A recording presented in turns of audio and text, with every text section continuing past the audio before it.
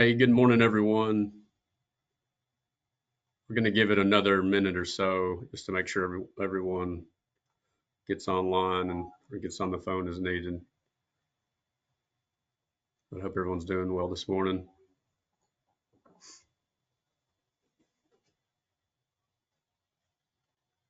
I got a thumbs up from Scarlett, so sounds like y'all can hear me, which is good. But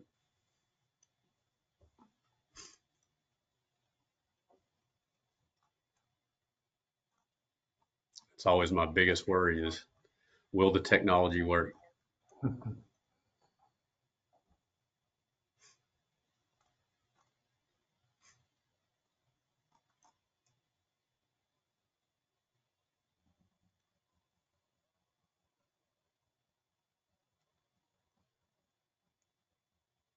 Okay. Well, people are filing in, and we're about 2/3 of what we had registered. So we'll get going, and this will be recorded, and we'll send it out to anyone that's not able to be here. If you want to share it with anyone that wasn't able to make it, you're welcome to do so. I can also send out the PowerPoint presentation that Bill's going to go through, just to make sure everyone has notes. And a lot of information will be presented today, and obviously, we'll be here after the webinar if anyone has any questions or needs additional assistance. But just real quick, for those unfamiliar with time and pay, my name is Andy Shy. I'm president, director of sales, director of marketing. We're not a big fan of titles around here, but we just all like to make sure everyone's taken care of. So, but we're a payroll service provider, been around for 31 years, um, located in East Tennessee, but work with roughly 1,000 clients across the U.S. Just a strong emphasis on customer service and compliance. We like to do these types of things to make sure that our clients have not only the knowledge to make sure they're in compliance with the Department of Labor, IRS regulations, but also try to present some tools and strategies to help make sure that their overhead doesn't significantly increase when the Department of Labor decides to make the types of changes that Bill is going to talk about today. So, um, the longer you're in business, the better for everyone. So, again, just want to make sure that you all have the tools and the knowledge, so that you can run your business efficiently and effectively. I'm going to turn it over now to Bill Ford with Sesco. He's going to give you some information about his company and then get into the presentation. Bill, off to you. Thank you, Andy. I appreciate that very much. And again, as with your statement, we always are concerned about technology. I'm hoping everybody can hear okay and view or seeing our PowerPoint. Is that right?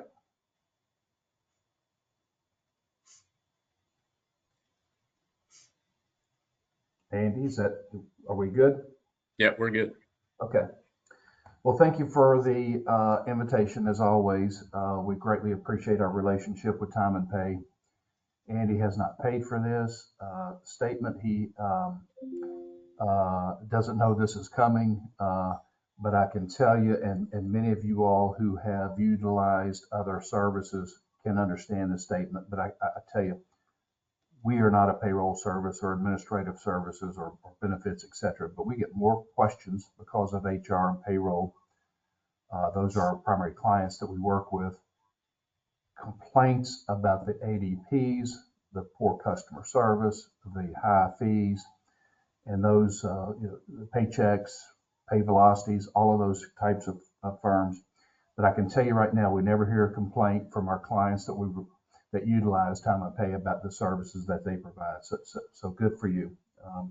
I think that they do a great job, and we're very honored to be associated. Just quickly, and many of you all may have already been through this program. It's going to be very similar back as we conducted in 2019, when these same proposals, not to the level that we're talking about today, but the increases in the guaranteed salary basis were increased. And we also did a preemptive last year, a Time and Pay, in preparing for this. So Time and Pay and Sesco, we've been on top of this issue for some time. A little bit about Sesco. We were founded in 1945. What's interesting about that, our founder actually worked for Department of Labor. They have a wage hour division, which enforces minimum wage, overtime, child labor, exemptions, non-exempt, etc. So our history is rooted in wage and hour compliance, and we've been at it a long time. We represent, as Time and Pay does, various industries, professions across the country, and as needed. As you know, Time and Pay is very generous with their clients in that they pay for telephone support to SESCO as you have questions following this program about wage and hour, terminations, workers' comp, family and medical leave, any HR and employment law issue with our consultants and attorneys, that's covered, no cost to you. And as Andy knows, many of their clients take advantage of that. If you need additional services like an audit or a handbook or those kinds of things, we're available also at discounted fees. Andy is a great negotiator, so you've got some good services available to you. Okay, so obviously we're talking about the DOL's wage hour division's new salary threshold to be exempt. And this is it in a nutshell here on this screen. We're going to cover a lot more information to help you get through this process. But here we are. Currently, to be exempt primarily from overtime payments, the guaranteed salary basis is $35,568. That was increased in 2019. We thought it was going to go to $47,000, but a judge in Texas pushed back on that, and it ended up being much less at $35,000. The increases now are proposed in two steps. July 1st, $43,888 per year. To be exempt, we must pay that guaranteed basis. Our feedback from clients, even nonprofits, religious organizations, and those that have very tight margins, of course we all have tight margins, but limited revenue, 43 is probably going to be able to be met. The big one that scares everybody is January 1, 2025, and that one is all the way up to almost 59,000. We can offset part of that increase with a 10% of the guaranteed salary level requirement. For example, 43,888, we could apply a commission or incentive of 43, almost $4,400. So it can be salary plus commission, but the commission is maxed at 10%. Now, the question has been, and I'll go ahead and get into this now, what can we expect as employers, as owners, as managers, as HR professionals? I think we need to plan because of the short time frame. I think you need to plan for, and certainly not increase until, but the July 1 is probably a done deal. Now, the second one, as you'll see, comes in January 1. This is, and I'm not talking right, left, or indifferent, but it is a political season. As such, there's an election in November. There may be pushback between now and November on the 58,000, or it could be simply removed pending the results of the election. But we have clients that are federal contractors, such as Job Corps centers across the country. Their contracts are set, meaning what they are getting paid. They cannot meet the $58,000 bottom line. Nonprofits that receive federal grants, those who are reimbursed through Medicaid and Medicare, those rates or reimbursements are not being increased. So there is significant concern across many sectors, including those tied to federal or state governments. Not that that makes a lot of difference, but there's well-known concerns. So we hope and pray for our clients that there is pushback at least on the 58,000. Andy and Time and Pay are extremely good about pushing out information. We do so as well on a regular basis. So you can monitor our information between our firms, and we'll keep you informed of what's going to happen. Let me stop here as well. There has been another significant regulation implemented effective September 1st. We're not going to talk about this in detail through this program, but I wanted to give you an update. Many of you all may know that the FTC, the federal government, issued a ban, complete ban on non-compete agreements. Current and past agreements are null and void, and any future non-compete agreements are not allowed unless you have a senior executive as defined and you pay them a guarantee of 151,000, almost 152,000 in the guaranteed salary basis. Non-competes have been critical for our small to medium-sized employers. Our medium-sized, small to medium-sized employers tend to be the training ground, meaning we hire in, train up, and then they leave us for a higher payer. To prevent some of that turnover, to include cost of training, you can see it in automotive technicians, you can see it in healthcare, LPNs, RNs, all kinds of positions, sales positions.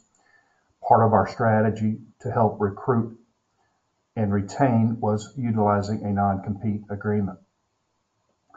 So that whole process, those agreements are in peril. Now, the reason why I bring this up, monitor our blast, our updates, Time and Pay and Sesco's. A federal judge, Ada Brown in Texas, will be deciding if she is going to push back, the government is going to push back on this FTC non-compete ban. We will know that as soon as of the 1st of July. And with the Chamber of Commerce, with politicians coming out, with other organizations, lawyers, state, federal judges, I think there's going to be a good chance that it will be pushed back. And I say this simply because we have not seen the same at all with the salary increase. But anyway, if you're concerned about the FTC ban on non-competes, we may have some good news as of July 1st. With the proposed salary increase, there's not any changes to the duties test for the executive, administrative, professional, and outside sales computer exemptions. I'm going to talk about those in detail. It does automatically update minimum salary levels at least every 3 years based on earnings data, whatever that means. So there will be an automatic increase moving forward, and it would start 2027. They're very proud about the proposed rule extending overtime pay to 4 million workers, moving from exempt to non-exempt. Obviously, the DOL is not in business to make a profit. They assume that employers are going to change potentially because we can't afford to increase our current guaranteed salaries to the new levels, that we will put these folks on an hourly rate and pay the overtime. Not going to happen. If we can't afford the increase in salary, typically we can't afford the overtime and hours worked. as normal, I believe these government regulations are going to have a negative impact on employees. We're going to look at more part-timers. We're going to look at more reduced schedules. We're going to look at other things that we frankly have to do to meet the bottom line. We just can't automatically start paying time and a half on these high salaries because the margins are too thin. So employers will figure a workaround. And frankly, our firm, several of us, we provide a lot of compensation consulting based on the market, based on what we can afford to do, based on job value, etc. This whole proposed salary increase, or which is now in law, is a compensation labor cost issue. I mean, we know what the basic compliance requirement is, and that's the basic increase in salary. But that's not the issue. If we could afford to do it, it would be pretty simple. The problem is most cannot afford to do it or pay the overtime. So it's a bottom line labor cost. And if you've heard me before, labor cost for all employers is your largest single controllable cost. We decide how many we're going to hire, what we're going to pay for the most part, what schedules we have, what benefits we're going to provide, etc. Light, heat, electric benefits, all of those kinds of expenses are fixed that we purchase from somebody else, but we are in control for the most part with our labor cost. So that's the one we have to manage most carefully. Obviously, we need to be proactive. We're going to talk about this.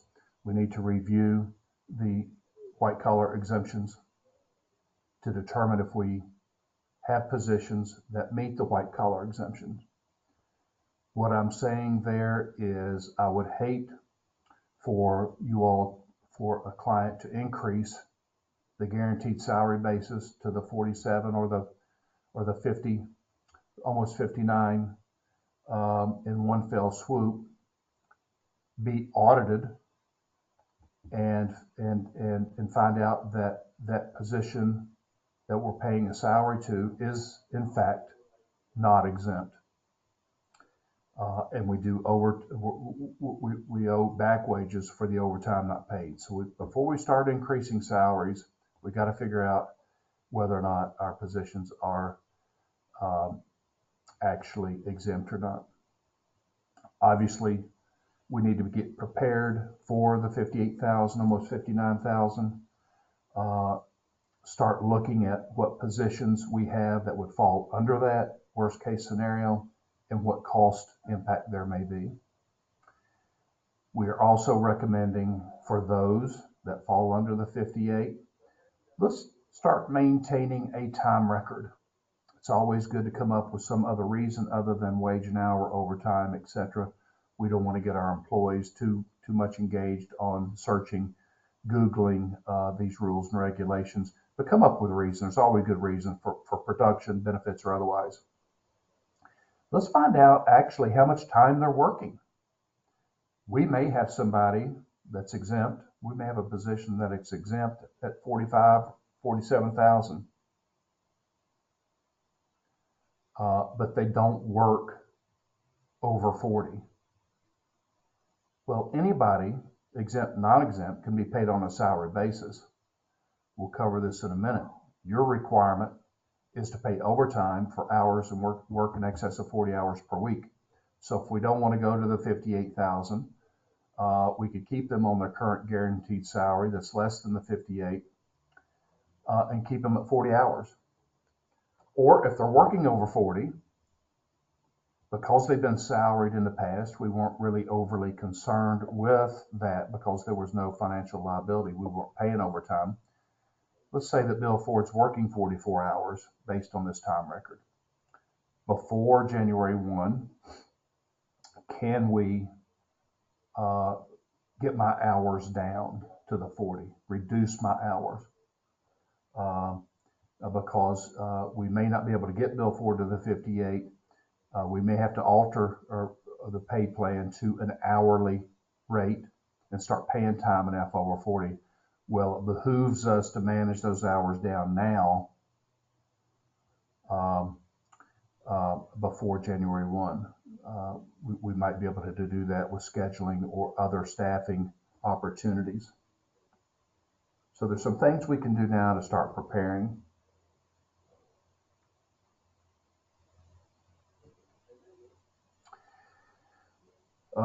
For this top bullet point, let's make sure that we're applying other partial exemptions from overtime, commissioned employees, those who operate motor carrier or interstate commerce, large trucks, automotive dealerships. There's a number of applications of partial exemptions, but through an audit we can determine what those might be able that we can apply to continue either an hourly rate or a salary. It doesn't matter, but if they fall under one of these exemptions, we do not owe overtime. There's some additional information there that you can look at, but we need to start looking at who we may have to increase. How much is that going to cost? Are we going to be able to do that? If not, or if we plan to, either way, we need to start keeping a time record to see what our potential overtime liability could be. I'm going to go back through some basics, and those who have attended this session before, these are simple reminders. But we're going to talk about exempt and non-exempt to make sure that, number one, we're in compliance before we even think about increasing salaries. Non-exempt employees, if they're not exempt and the Fair Labor Standards Act applies, we have to receive at least minimum wage, which is federal. Those in other states, such as Virginia, have different minimum wage laws. Tennessee does not. We have to maintain an accurate record of time to ensure that we're paying minimum wage. And of course, we have to pay overtime at time and a 1/2 over 40. Now, who is exempt? What position is exempt? How can we apply these exemptions to make sure that we can pay somebody on a salary basis without overtime? In 1938, the law issued, Federal Labor Standards Act, articulated the executive, administrative, learned and creative exemptions. Computers relatively new, obviously, outside sales, and highly compensated.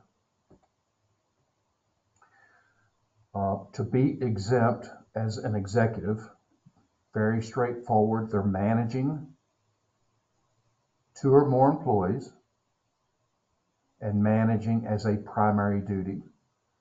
CEO, COO, department head, those kinds of positions. They are not a lead, a foreman, or someone who works beside their employees. Yeah, they may provide some training or some advice or assistance, but they're performing labor, non-exempt duties most of their time. What is management? They're hiring and firing or recommending, they're conducting performance reviews, they're providing disciplinary action, they're coaching, they're counseling, they're scheduling. They are doing managing a type of work, not labor or non-management work, of course. That's the easiest one to apply.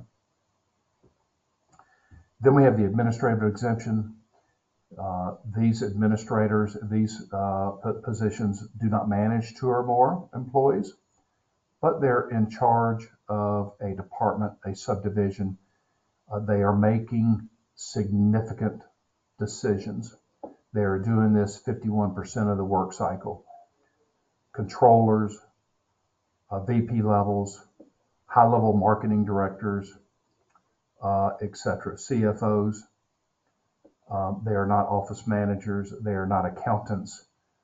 We have firms that, CPA firms, that where the junior CPA even has a CPA.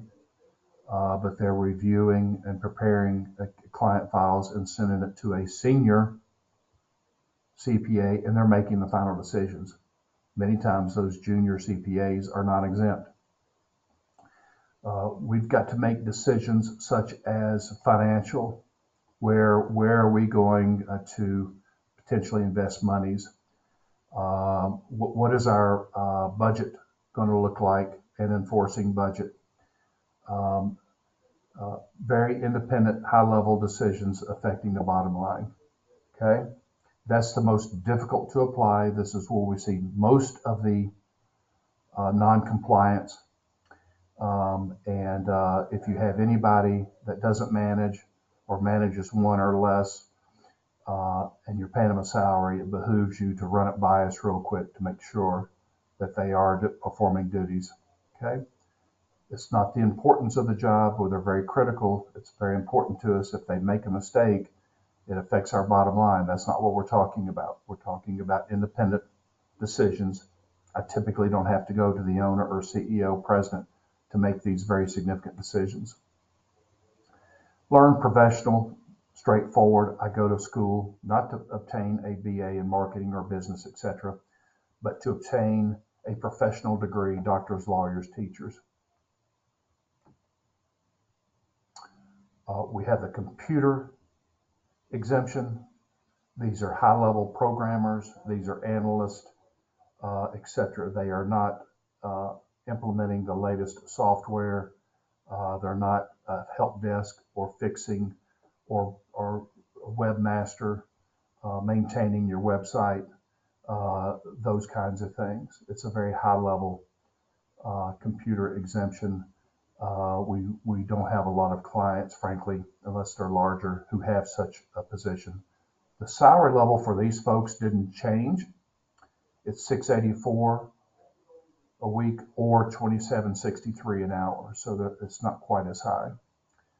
Outside sales exemption, you can apply it. They're engaged in sales. They're engaged 51% of the work cycle in the community, away from their desk. It is not inside sales. It is not within your corporate office. It is not a home office. They've got to be outside 2.5 days a week or more calling on customers. For outside sales, there is no minimum wage, $7.25 per hour. There is no minimum commission or salary, etc. You could have Bill Ford out being engaged in sales. I'm not very good at it. I don't make anything. For a month, there's no minimum payment required.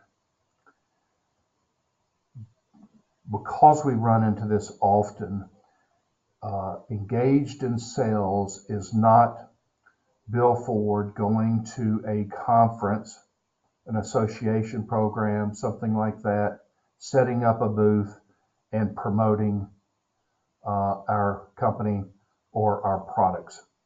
It's not going out and handing out flyers. It's not going out and talking to the Chamber of Commerce or other community groups about our company. This is where the pharmaceutical companies got in trouble, even at the high level that they pay those pharmaceutical sales reps. They were promoting drugs. They were not engaged in sales. Engaged in sales, meaning you meet with a client, you make a sale, and you fulfill that sale. Okay, it's not promotions. We talked about the commissions that can be applied to the guaranteed salary basis. July 1 and January 1, if you have a combination pay plan. Okay, options: do nothing. You're not on this call to do nothing and roll the dice. Obviously, an option is to, in one fell swoop, make the increase if you can afford to do that. Other option is an hourly rate with overtime and certainly manage hours worked. The other thing here, and I hate to get on the high horse, the other thing here that the Department of Labor Wage Hour Division doesn't understand, most employees that are on a salaried basis want to be paid on a salary basis. They know what they're making, it's guaranteed. They budget their lives, their expenses, their homes, etc. around this guaranteed salary. Is it the highest? No, but I like where I'm working. Could I go somewhere else and get paid higher? Possibly, but I'm happy where I am. So when we start playing with these things and an employer has to go to an hourly rate, these employees don't like it. Why? Well, I can't guarantee it. I'm not guaranteed. I get paid only what I get worked. And that's going to be some of the reality. We can't work you on an hourly rate with overtime what you think you're going to make. We're going to have to reduce it. If you miss, if you come in late, if you leave early, all of those kinds of things, we're going to track it. You run out of PTO or vacation, it goes unpaid. So there's a lot of negative here for employees who've been paid on a salary that may be moved to an hourly rate. Now, one thing we cannot do is engage in, you may have Bill Ford, hey, look, I don't want to go to an hourly rate. Pay me my 47. You don't have to go to the 58, and I'll sign off on a contract. If the government checks you, the employee cannot sign away their rights. They will issue back wages, and they'll say, employee, if you don't want it, we're going to put it in the federal treasury. So in a contract, an employee can't sign away their rights, even if they want to be paid on this guaranteed salary. So moving to an hourly rate with overtime. We've talked about this in the past, and it could be win-win, fluctuating workweek method of payment. We'll talk about it in some detail. This is a non-exempt pay plan. You can pay whatever salary you like, as long as it yields minimum wage. There's no guaranteed salary payment of 43 or 58. We can continue to pay the employee on salary. They love it. They like the salary. Okay, if I work less than 40, I get my salary. It's good for you as employers potentially, because the overtime payment is at half time, not time and a half. And why is that? That's because we're guaranteeing a salary. If it's on an hourly rate, they get paid the hours they work. If they don't work any hours during a work week, they're still going to get, for the most part, this salary. So it can be win-win if communicated properly. We use it extremely well. We've applied it extremely well for many years over many types of industries. And again, as we talked about, any partial exemptions that might be out there. I'm going to let you all take a look at on your own the fluctuating workweek method of payment and how that halftime is calculated. It's called fluctuating because each week the halftime payment may change.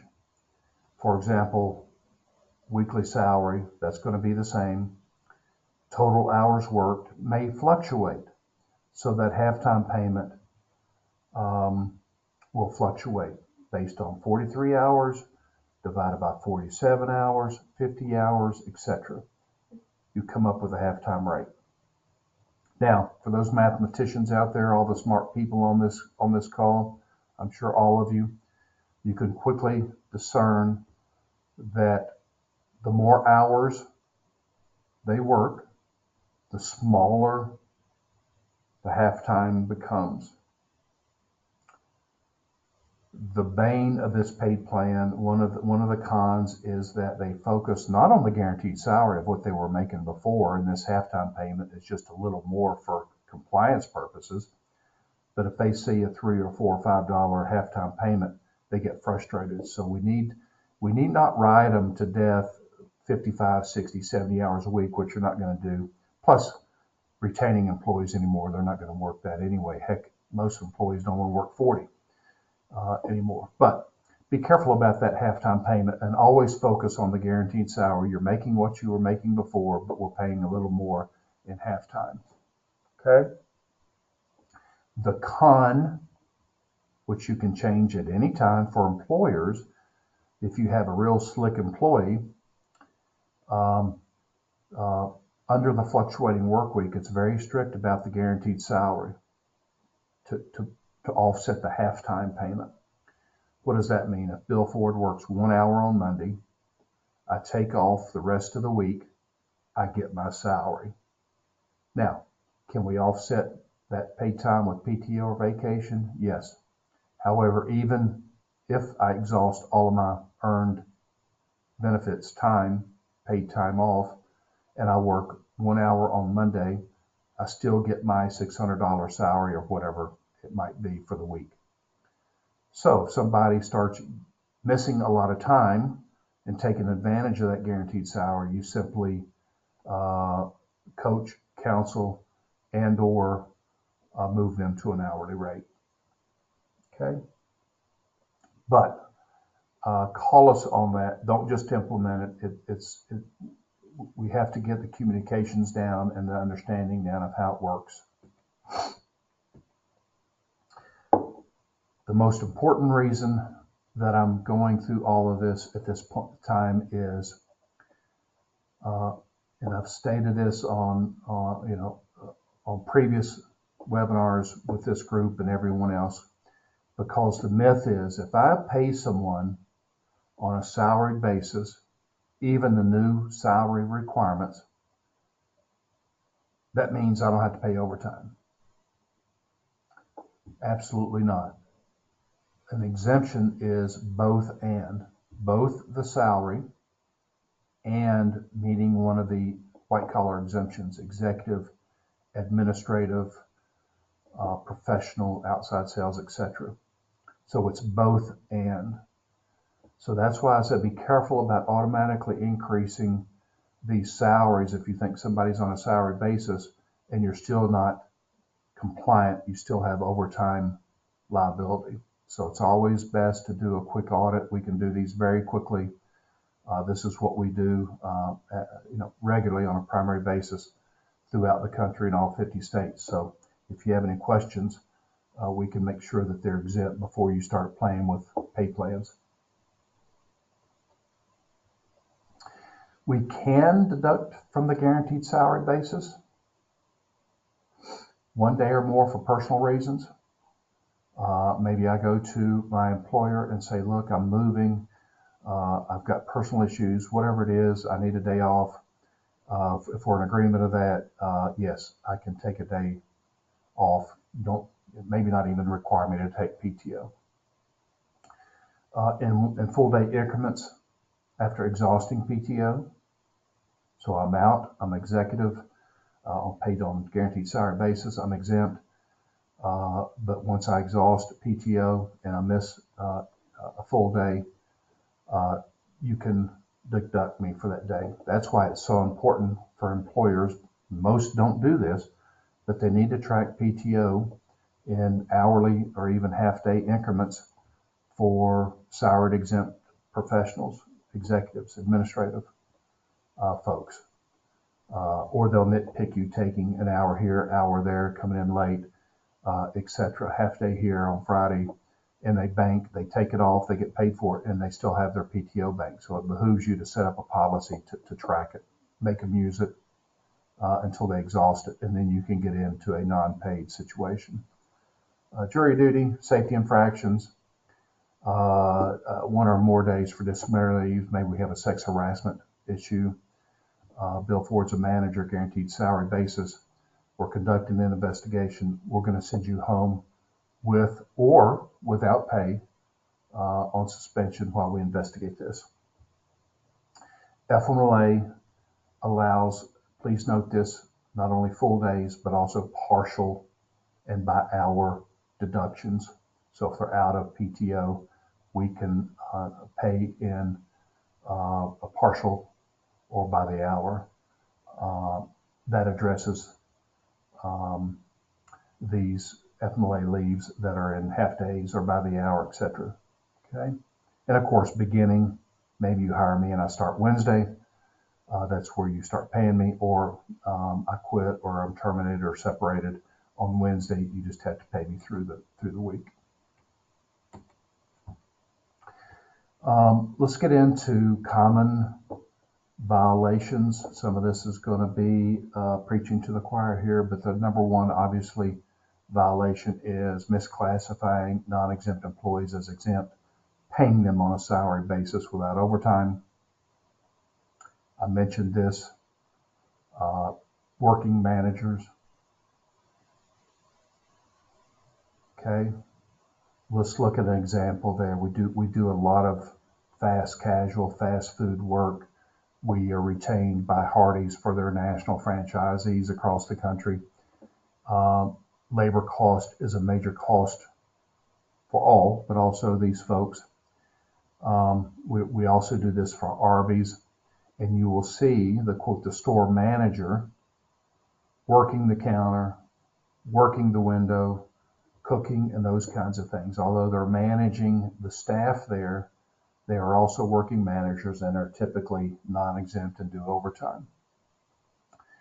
We referenced office managers, accountants, marketing personnel, IT technicians, purchasing, estimators, um, engineers who use CAD, do CAD work all the time. All of those kinds of things are non-exempt, do overtime.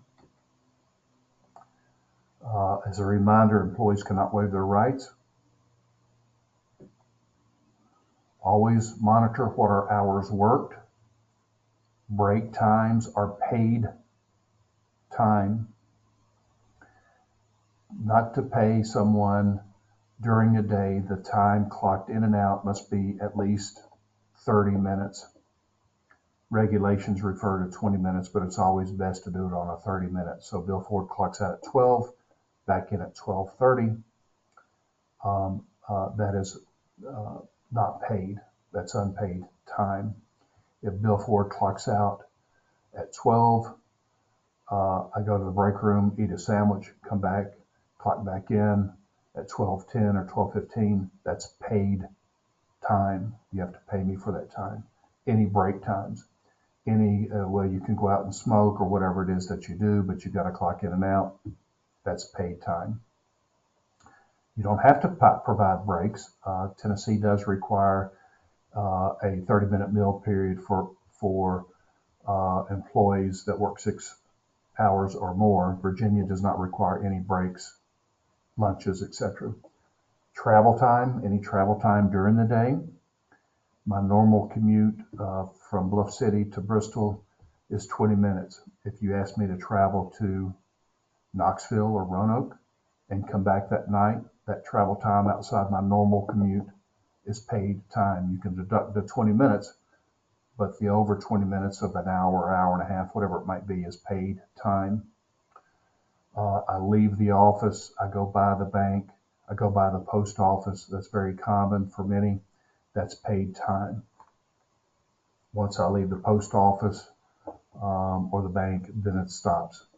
So travel time, or if you have multiple facilities and I travel from one to the other during the day, that's travel time.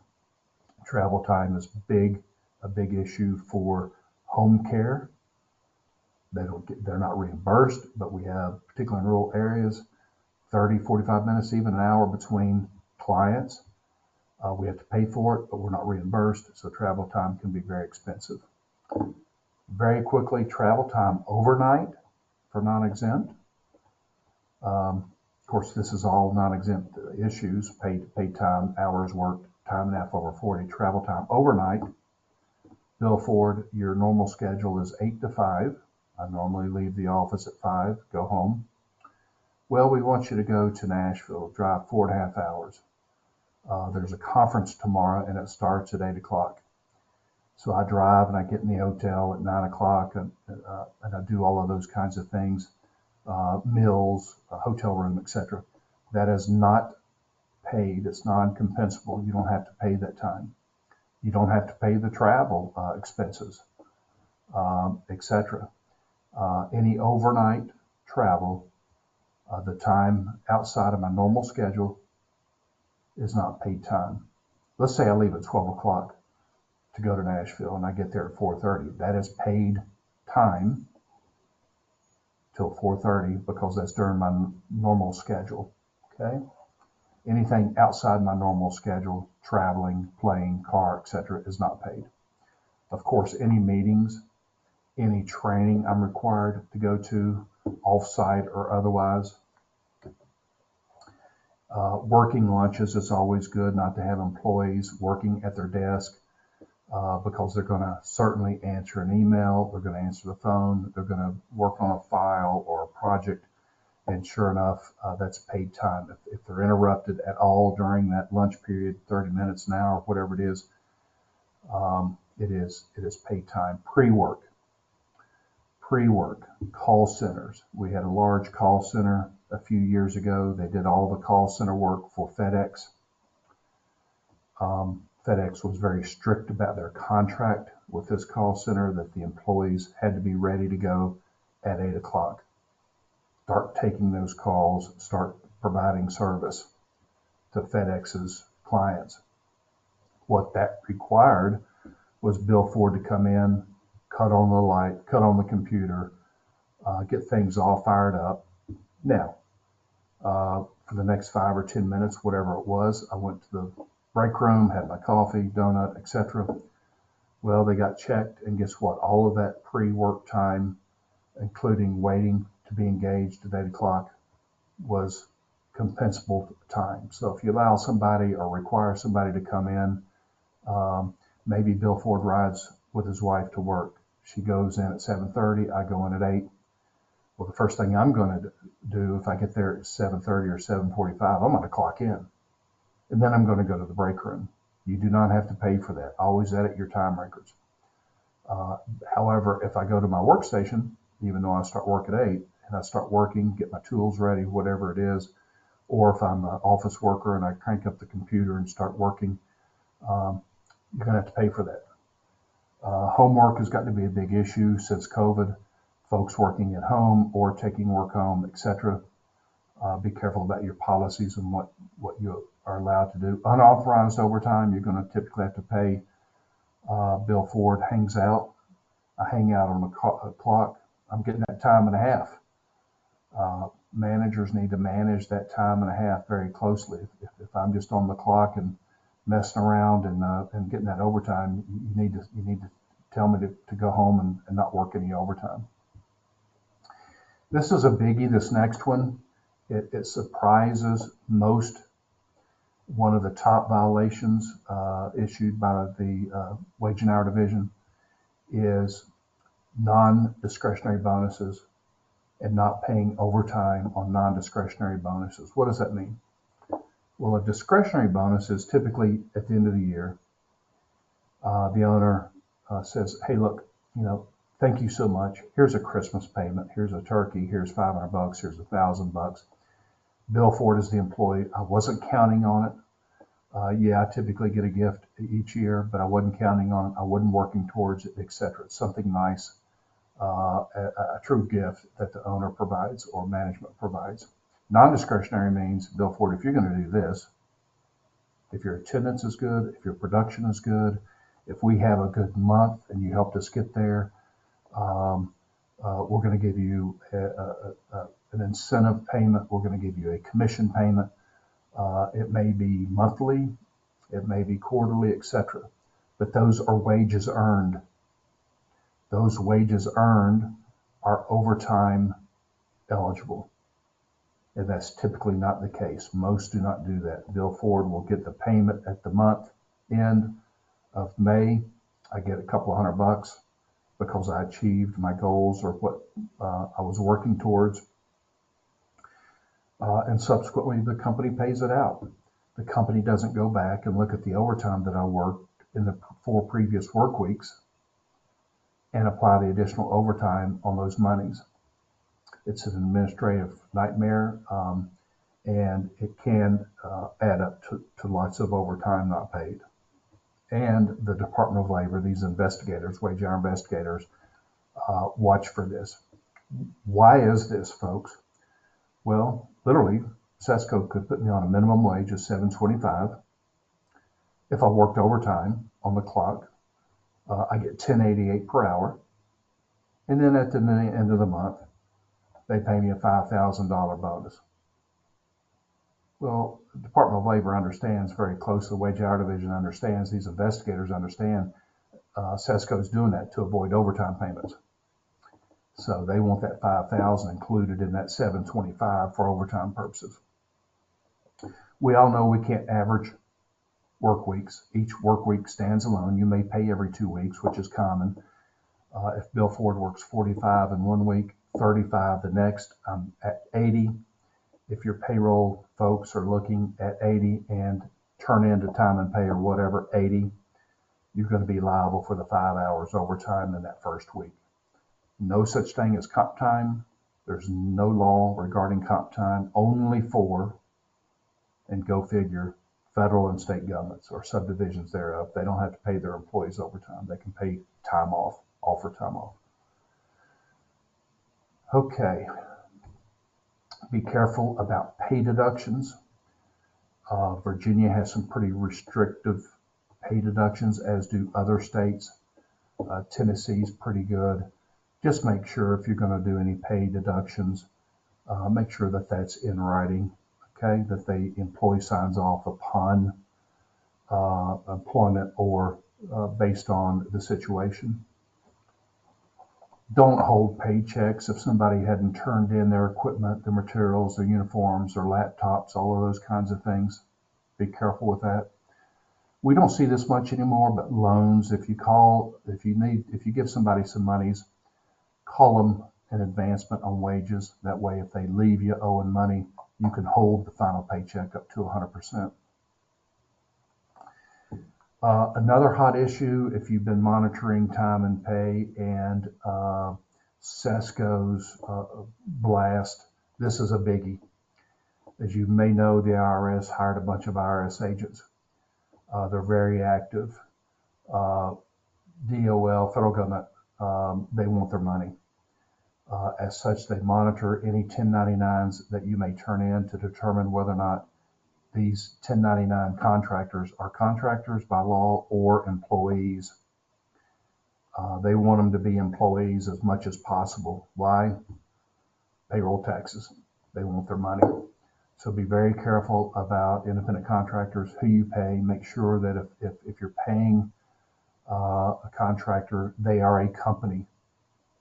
They are in business. They market themselves. They hire their employees. They have a business license. They have workers' comp coverage. Typically not an individual, a quote, consultant, or those kinds of things. Be very careful about who you're paying as an independent contractor. Okay. I covered a lot of information. It's a little bit before 11 o'clock. We planned on 11. Andy reminded me that most on the call, not all, but maybe most on the call, are time and pay folks. Again, as you have questions, you can contact us. Contact me directly if you like. Email me, whatever's convenient. We can talk about not only the increases, but most importantly, strategies that you may employ, even pay plans that you may employ to maintain your labor cost within your budget as you look at these salary increase requirements, potential overtime requirements, etc. Those that are not clients of Time and Pay or clients of Sesco on the call, again, feel free to call. I'll help you through this the best I can, but you certainly need to consider the Time and Pay services and or Sesco's. With that, Andy, do we want to field any questions? Bill, can you hear me?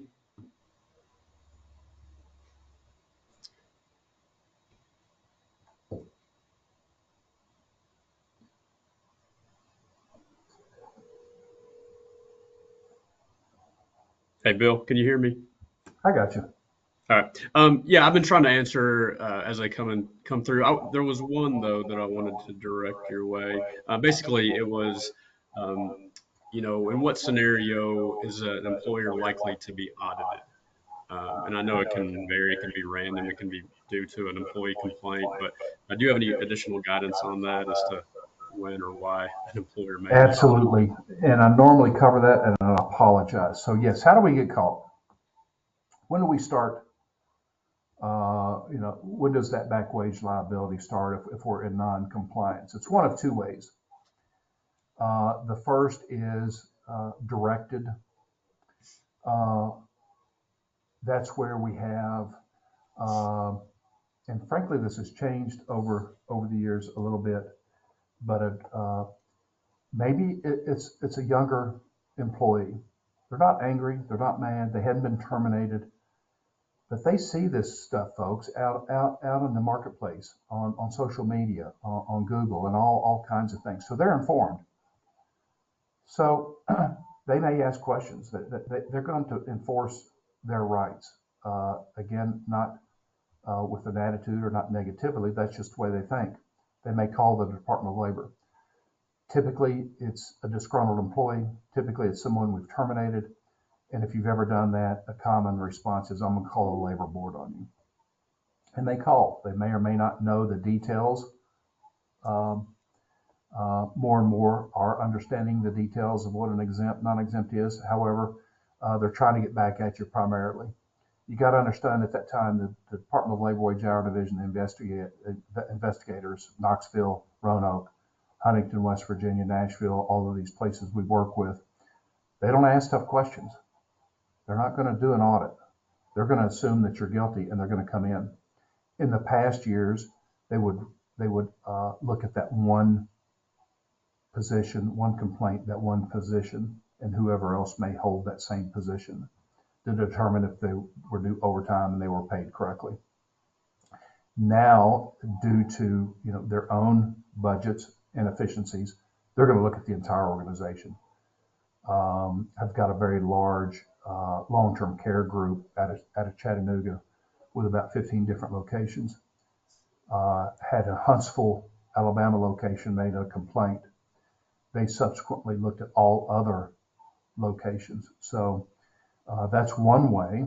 The other way is random, if you will, and that is, and we say random, but it's really not random. They, the Department of Labor Wage Hour, they have identified various industries, various, quote, what they define as, and you can Google this, they define it as, quote, low-paying industries or companies, and they focus on them. They don't do it 100%, but they will focus on them. Automotive service, healthcare, home care, they're nonprofits. There's lots of organizations that they will target for compliance. The Department of Labor Wage Hour Division also requires these investigators, as they're traveling, to randomly assess so many. I don't mind saying this, he's approved it, but back in the day, if you've ever traveled Interstate 81, Morgan McClure race team was right off the interstate. It was very easy for that Department of Labor investigator to stop in there, check them, because it was so convenient. Well, I'll be doggone, they got in pretty serious trouble. We helped them through it, and the back wage liability was limited through our help with them. But so if you're on a major highway, a location 81, 75, whatever it might be, you got to be careful, because out of convenience they'll stop in and do their random. So either random as a targeted industry or otherwise, or a complaint driven. Now, we have had employers, and you will remember what I said earlier, roll the dice. An employer knows that the Department of Labor, let's say that Bill Ford was owed overtime. Bill Ford's been with the organization for 10 years. I hadn't been paid overtime for 10 years. The government will only go back 2 years, typically. Okay? So every day is a good day to the good. So when you're not checked, you're not checked, you're not checked.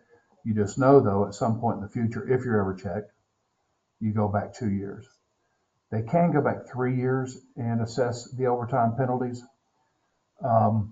But that's where you've been in trouble before, typically with the state or federal government on these, and you told the wage hour investigator, yeah, we're going to comply, but you never change. You knew, you should have known, you didn't change. Now you're in willfully violated the law, versus I just didn't know.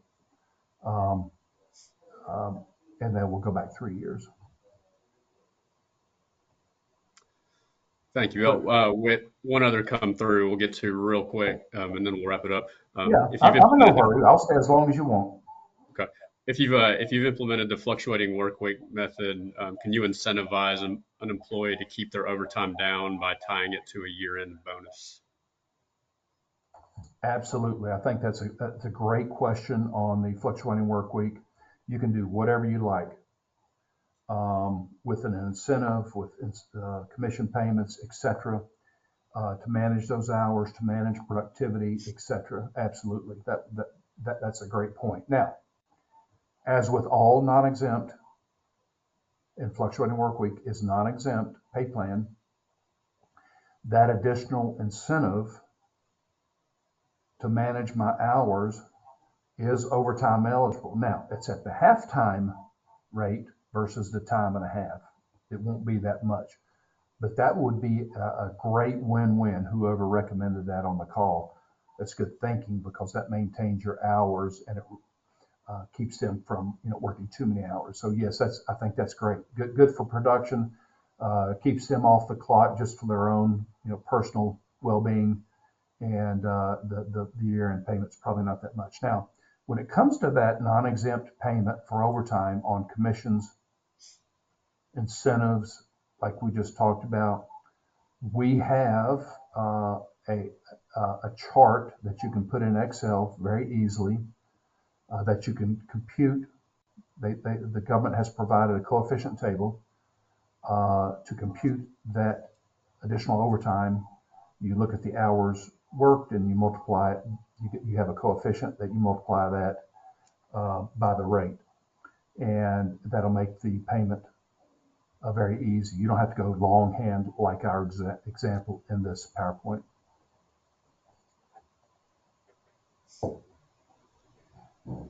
Thank you, Bill.